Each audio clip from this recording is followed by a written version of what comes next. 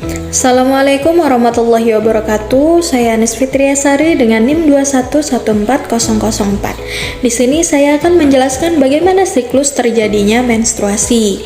Sebelum masuk ke siklus menstruasi, kita harus tahu apa itu menstruasi. Menstruasi adalah pelepasan endometrium atau dinding rahim yang disertai perdarahan berulang setiap bulan. Endometrium mengalami pelepasan karena sudah tidak dibutuhkan. Penebalan endometrium kembali untuk mempersiapkan penempelan ovum yang telah dibuahi. Umumnya, darah yang keluar berkisar antara 10 ml sampai 80 ml per hari, dengan kisaran rata-rata 35 ml per hari. Selanjutnya, kita akan masuk ke siklus menstruasi. Siklus menstruasi terdiri dari 4 fase. Fase yang pertama yaitu fase menstruasi, fase yang kedua yaitu fase praovulasi, fase yang ketiga yaitu fase ovulasi, dan fase yang terakhir yang keempat yaitu fase pasca ovulasi.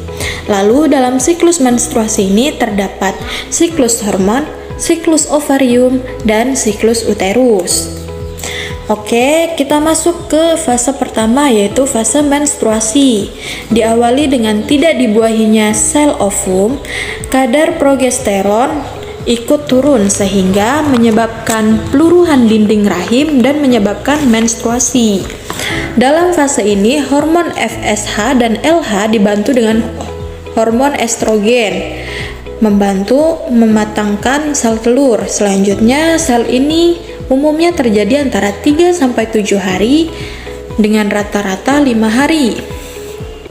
Fase kedua yaitu fase praovulasi atau folikuler, yaitu ketika ovum sudah matang, hormon FSH dan LH mengalami sedikit penurunan, sedangkan estrogen mengalami penaikan. Seiring dengan naiknya hormon estrogen, dinding rahim pun mengalami penebalan.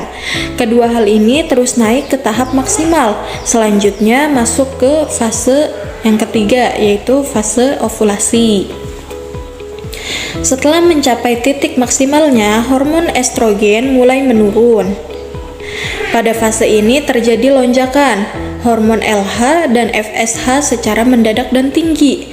Hal ini menyebabkan folikel pecah dan mendorong ovum atau sel telur keluar dari ovarium.